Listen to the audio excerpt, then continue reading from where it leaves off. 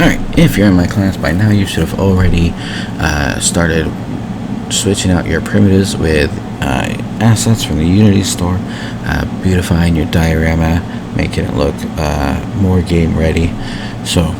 But today we're going to talk about cameras. Alright, let's go ahead and select, if you haven't already done so, if you're not on there, your main camera, and look at the inspector over here. If we take a look at this projection, drop down here, there's going to be two standard settings in there. The certification exam wants you to know the difference between a standard camera and isometric camera. So by default, the camera is set to perspective. This renders the world exactly the way the human eye sees it, where objects get smaller the further away they are.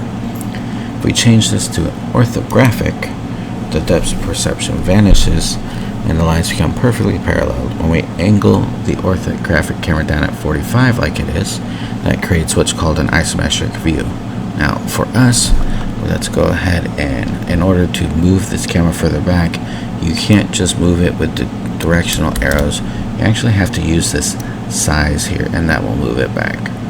So this gives you more of that strategy game feel like Age of Empires or Clash of Clans. Alright, let's go ahead and switch our camera back to perspective.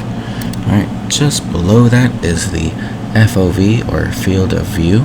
A low field of view acts like a sniper scope, so when we bring that down, it goes in further, right?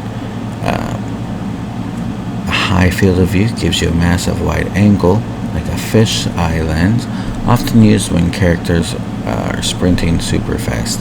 So we also need to define what the camera sees when it looks into an empty space. So let's look at the background settings. Right now, it defaults to drawing Unity's standard skybox.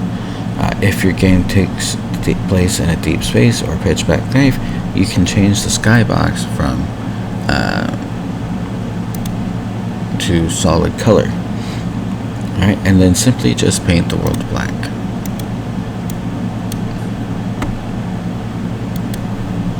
Alright, clipping planes. Clipping planes is most definitely going to be on the test. Rendering a 3D world is a hard work for a computer. To save performance, the camera refuses to draw anything that is too close to its lens, also known as the near plane, and it refuses to draw anything that is too far away, known as the far plane. So if we come over here to our inspector and we look at the near and far distances, if we change these values, just kind of watch what happens. Right, everything starts to vanish. Now if we bring it back down, right, so you can see it start to vanish, and if you look over here you actually see the camera moving. So as we bring that back, you can start to see what does and doesn't appear. So let's go ahead and reset that back. There we go, and then the far plane does the same thing. As you bring it, if you look at this far plane here, let's see if we can get, so there we go, that big rectangle there.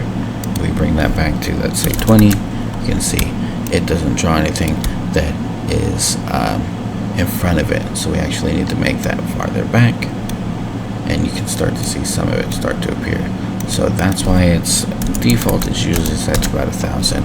Alright, finally let's talk about the culling mask. Okay, sometimes we want our camera to ignore specific objects. For examples, maybe we have an invisible wall that blocks the player, but we don't want the camera to render it. We do this using layers. So I'm going to create a layer called Hidden Secrets for now. And so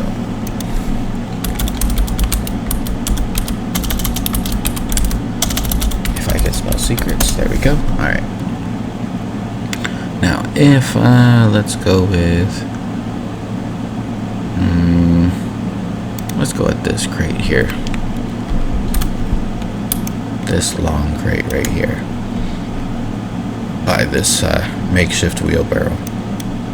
I'm going to add this hidden secrets layer to it, and if we go back to our camera and we go up to culling mask and we choose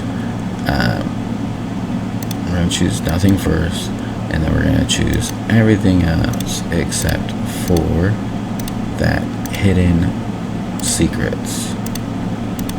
Now, if you look, there it is in our scene, but it's no longer there in our camera view. So if I come over here and then I actually click on it, you'll see that it reappears.